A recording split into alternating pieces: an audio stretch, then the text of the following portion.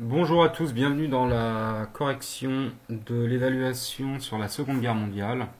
Alors, c'est une évaluation en trois temps. Premier point, question de cours. Ensuite, un petit commentaire de document suivant la méthode qu'on a vue. Et enfin, une rédaction. Alors, les questions. Que se passe-t-il le 22 juin 41 avec quelles conséquences? 22 juin 41, vous en souvenez tous, c'est l'invasion de l'URSS par l'Allemagne avec comme conséquence le fait que la guerre devienne mondiale et que l'URSS rompt son alliance avec l'Allemagne, souvenez-vous, après le pacte germano-soviétique, et rentre en guerre du côté des Alliés. Ensuite, le 7 décembre 41, c'est l'attaque japonaise sur Pearl Harbor. Conséquence, les États-Unis entrent dans la guerre, donc ça l'a fait basculer encore une fois. Quelle est la différence entre un camp de concentration et d'extermination? Alors ça a peu d'erreurs là-dessus.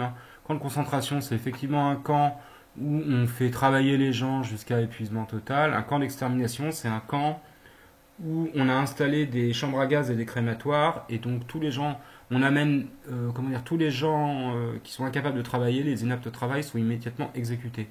Donc il y a une dimension, il y a une usine de mort, d'accord? Donc on pratique la mort industrielle. Quand et comment se termine la Seconde Guerre mondiale en Europe? Le 8 mai 1945, comment avec la capitulation allemande. Quand et comment se termine la Seconde Guerre mondiale en Asie? C'est le 2 septembre 1945, après les bombardements du 6 et 9 août sur Hiroshima et Nagasaki. Bombardement atomique, ça va sans dire. Pourquoi l'année 43 est-elle le tournant de la guerre? Parce qu'il y a la défaite allemande à Stalingrad, qu'à partir de là, les Allemands vont reculer. Expliquer simplement pourquoi la Seconde Guerre mondiale est une guerre d'anéantissement, parce que les victimes et les objectifs étaient autant militaires que civils, notamment avec l'extermination des Juifs, des Tziganes, mais aussi la guerre qui est menée à l'Est, où vous avez plus de civils à mourir que de soldats.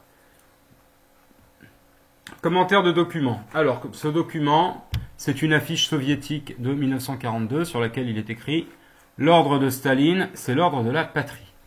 Alors, vous voyez bien une mère et son fils qui regardent celui qui voit l'affiche, ils ont un air décidé et ils pointent tous les deux une zone de combat où on voit en noir des Allemands, il y a une croix gammée, et en blanc des Soviétiques, il y a une étoile rouge, une étoile on reconnaît. Donc on voit que les combats sont acharnés, que les Allemands se battent et qu'ils reculent, et on voit les soldats avancer. Comme on est en 42, on sait que c'est au moment du début de la bataille de Stalingrad. Et pourquoi est-ce qu'il est dit que l'ordre de Staline, c'est l'ordre de la patrie? Eh bien, ça fait référence à l'ordre numéro 221, si je ne dis pas de bêtises, qui est l'ordre que donne Staline à l'armée rouge à partir de l'été 42, donc début de la bataille de Stalingrad, où il dit plus un pas en arrière. On ne reculera plus, les Allemands ne doivent plus prendre 1 m² de terrain, et c'est maintenant que ça se joue.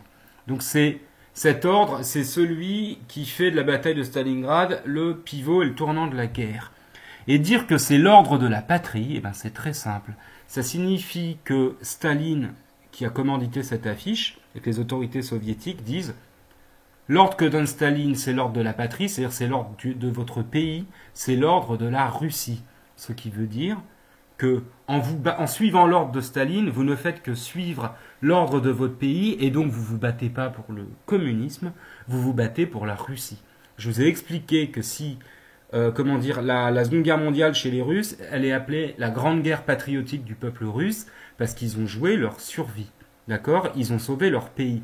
Pas simplement le régime communiste. S'il y avait eu que les communistes ou que les gens qui étaient pro-communistes en Russie à faire face à l'armée allemande, la guerre aurait sans doute tourné autrement. Les Russes ont accepté les sacrifices invraisemblables et immenses qu'ils ont faits parce que, ils n'avaient pas le choix, c'est sûr, mais si l'armée rouge a tenu malgré les conditions atroces de combat et la discipline de fer qui régnait, c'est parce que les Russes se sont sacrifiés pour leur pays. C'est une guerre patriotique, ils défendent leur pays. Et cette affiche, elle est importante parce qu'elle vous montre que Staline ne met pas en avant le communisme ou quoi que ce soit, il leur dit vous vous battez pour vous, pour votre pays, pour les Russes, pour la Russie. Alors que d'habitude, on mettait en avant la création du monde parfait communiste. Non, là, il n'est pas question de communisme, il est question de se battre pour la Russie. Voilà. Rédaction d'un texte organisé, expliquer les différentes étapes de l'extermination des Juifs durant la Seconde Guerre mondiale. N'oubliez pas d'utiliser et définir le vocabulaire approprié.